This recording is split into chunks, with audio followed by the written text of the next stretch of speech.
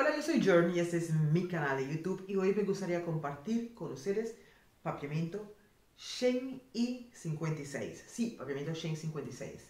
Y hoy con palabras de Navidad, pero antes de empezar me gustaría invitarte a que te suscribas a mi canal, dale like a mi video, compártalo a cada esquina. También te invito a que me sigas por mis redes sociales que tengo Facebook, Instagram y TikTok. Bueno, hoy vamos a aprender algunas palabras que vamos a usar estos días de fiestas, estos días de Navidad. Así que, atento. Estamos en el mes de diciembre. En papiamento se dice, no está en el luna di diciembre.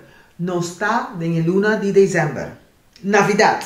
Navidad en papiamento es Pasco. Pasco. También se dice Pasco di nacimiento. Pasco di nacimiento. Porque Pascua también se dice Pasco. Entonces ese es Pasco de resurrección. Pero ahora es Pasco. Pasco di nacimiento. Año nuevo. Año nuevo. Año nuevo. Fin de año. Fin de año. Fin de año.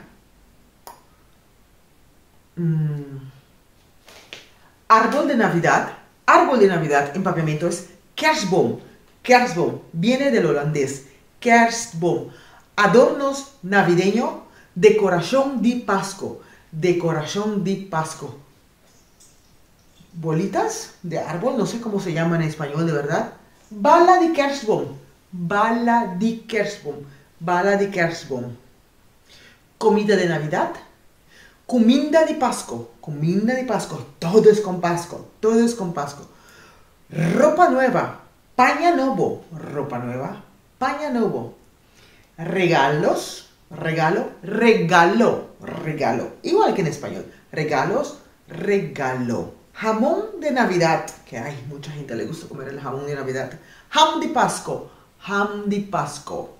Así que todo lo que tiene que ver con Navidad ponemos Pasco. Pasco. Pasco detrás. Pasco. Pasco. En familia. Den familia. Den familia. Den familia. Felicidad. Felicidad.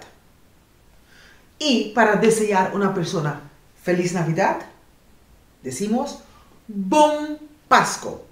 Bon Pasco. Bon Pasco. Y con esto me gustaría desear a cada uno de ustedes un feliz Navidad, un Bon Pasco. Y que lo disfrutes en tu familia y que lo pasen súper bien. Y nos vemos en el próximo video.